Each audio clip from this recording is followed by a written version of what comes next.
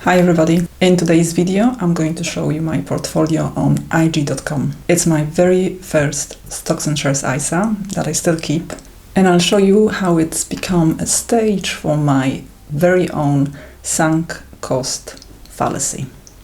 Let's begin. In case you're new here, I'm Marta. I'm a designer living in London, and this is my personal finance and good life playground. Welcome. For most of us, the idea of investing appears in our heads as soon as we notice two things. A, we saved more than we need. And B, we start realizing that those savings are a tad too lazy. So we decide to send them to work. And this is exactly what I wanted to do back in 2017. The problem was I was a bit too lazy. And so I asked my then partner to invest some savings for me. I knew that he was making some money in the stock market. Fun fact here, if you watched this video in which I talk about our mini retirement in Argentina, my ex-partner paid for the first trip to Argentina with money made in the stock market. That was back in 2006. So you can see that 11 years later, I felt pretty confident that my money was in safe hands. In November 2017, he opened an IG account for me, and I transferred my first batch of savings, £2,500. Pretty soon after, he purchased some shares of GlaxoSmithKline, and I continued making transfers, trusting that they would be invested as well. A year passed, we broke up, and quite frankly I had other things to sort out before I even had capacity to think about this IG account. What other things, you may ask? Things like figuring out how to log into my banking app or how to reconcile my business accounts. You know, the usual suddenly single and ex-financially dependent sort of stuff. It took me a year to understand that actually did need to log into my IG account and see what was happening there. So in that sense, I was a pretty perfect investor. I kind of forgot that I had an account and I didn't have a chance to ruin it with my unnecessary tweaking. In autumn 2019, I finally logged into my IG account, and what did I see? I had almost £7,000 invested in that account, out of which only 1,000, not even 1,000, was invested in GlaxoSmithKline, and the rest was just sat there, doing nothing, waiting for God knows what. Needless to say, I was pretty surprised and very frustrated. That autumn, as you might know, I started investing with Vanguard. So I knew that I wouldn't like to continue paying into my IG ISA and so trigger opening another Stocks and Shares ISA for that financial year. So what was there to do? I decided to invest the remaining money and see what happens. Because I invested the biggest chunk of my savings in index funds with Vanguard, I knew that I would like to invest in something else on IG.com. So I put half of my money in individual companies and the other half in investment trusts. Why investment trusts? Investment trusts are very popular among the people interested in striving for early retirement. They are not index funds, so they do not track the market, but they are much less risky than individual stocks and shares. Investment trusts are companies that are closed-ended. It means that they're not as risky as open-ended investments, like individual companies. When an investment trust launches, it releases a fixed number of assets. Investors then purchase those assets, and the investment trusts purchase even more assets. These assets can be equities, can be real estate, can be bonds, can be private companies. So unlike investing in individual companies, when you invest in investment trusts, you immediately lower your risk because you invest in a group of companies. Your fees are lower because it's a fund, it's a pool, like I explained when I was explaining index funds. The fact that investment trusts are closed-ended means in volatile markets they do not suffer as much because of their closed pool of shares. They can plan long-term and they can lower their fees. In that sense, your investments are immediately less riskier, more diversified, cheaper, and still benefiting from higher dividends than if you were to put that money into index funds. So investment trusts are very popular among the early retirees because they generate quite generous passive income. So very often people who want to retire early decide to turn a chunk of their passive investments into active investments, because investment trusts are active investments. Now, as always with personal finance, the approach here varies from person to person. Some people focus on dividend investing right from the very beginning of their financial freedom journey. Other people turn parts of their passive investments into active investments a few years before they reach their financial freedom, to check if these investments will be able to generate enough passive income for them to sustain their lifestyle. And finally, there are those who start generating passive income only once they've reached financial freedom. So now that we all know what investment trusts are, we can stop this rambling and take a look at my IG.com portfolio. So here we are. This is my IG.com portfolio. As you can see, it looks a bit messy. I'm not a fan of this platform, and I will tell you why in a second. But first, let's go and look at my ISA. These are all my open positions, 17 of them. More or less half of them are investment trusts, and the other half individual companies, all but one British. Novartis is American. As you can see, the majority of them is in red. If you follow my quarterly passive income reports, you're probably familiar with these names, as I always talk about them when mentioning my dividend income. And so speaking of dividends, let's take a look at the spreadsheet I made with these companies and the dividend yields they generate, current one. So this simple chart will tell you the name of the company, the industry. If it's an investment management industry, it means it's an investment trust, and its current dividend yield. As you can see, most of them are pretty high, with Vanguard Global being highest. Actually, it's a financial services company, it's not an investment trust.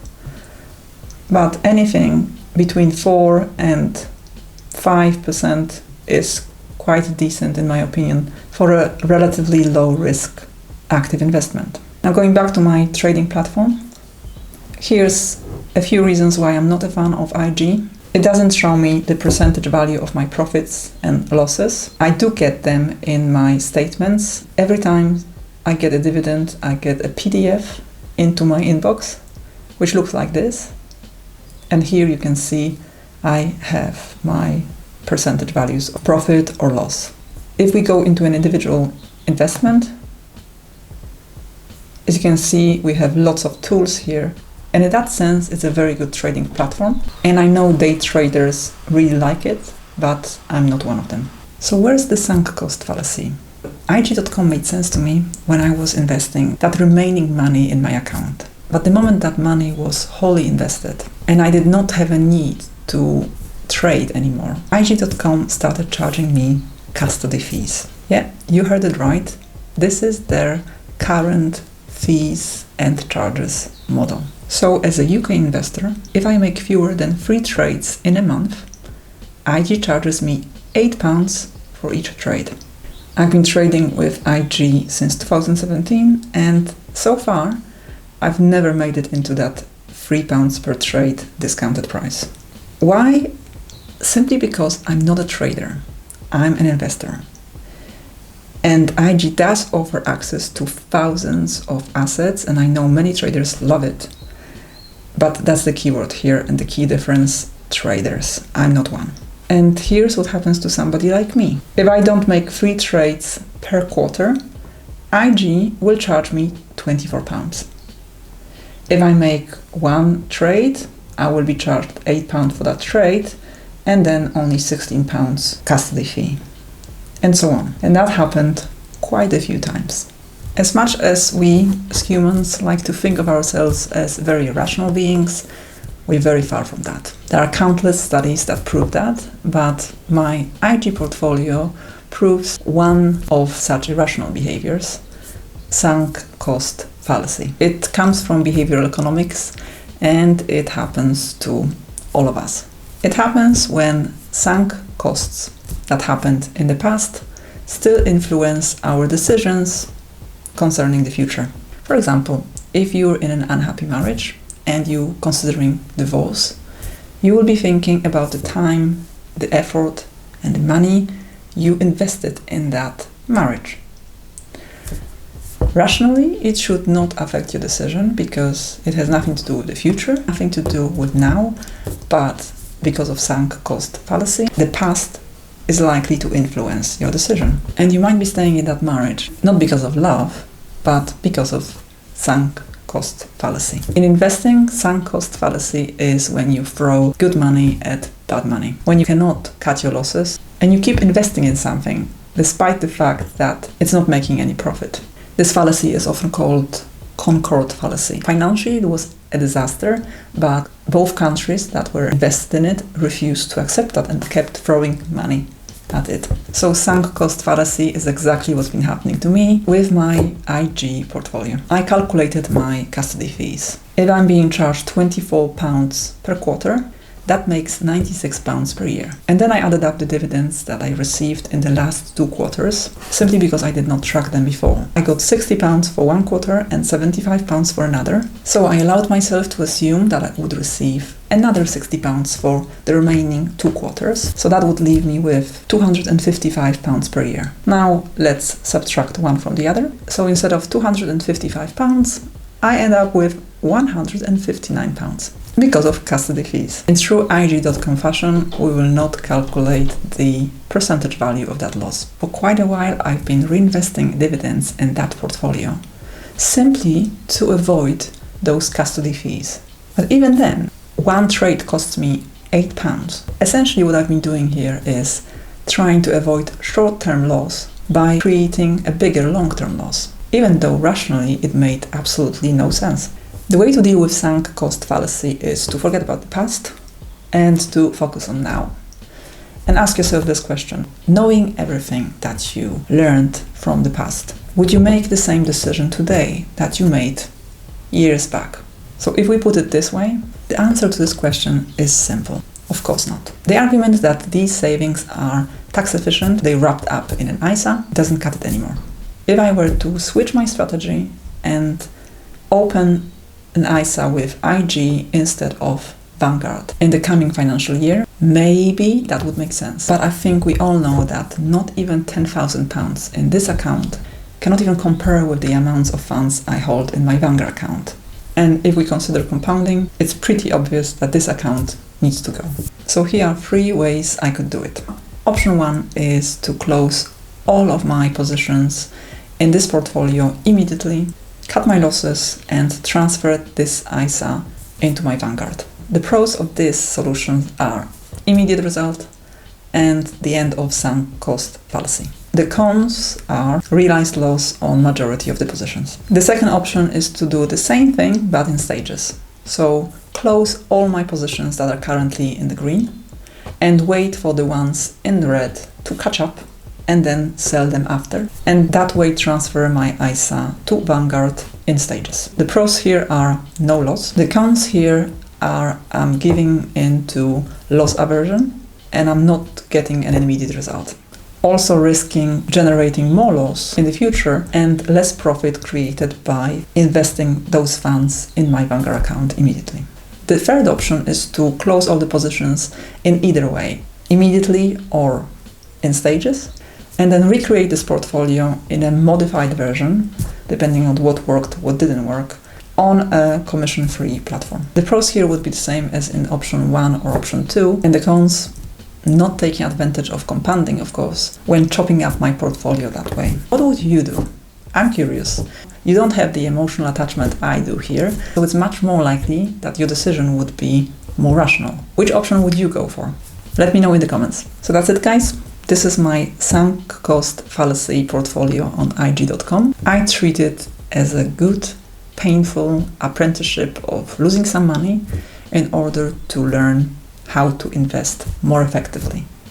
And I hope you learned something from this video. I hope you learned about sunk cost fallacy about the importance of paying attention to fees when choosing your trading platform, and have a better idea of what investment trusts are. I think all these things are pretty useful when investing. Thank you very much for watching, and I'll see you soon. Bye bye.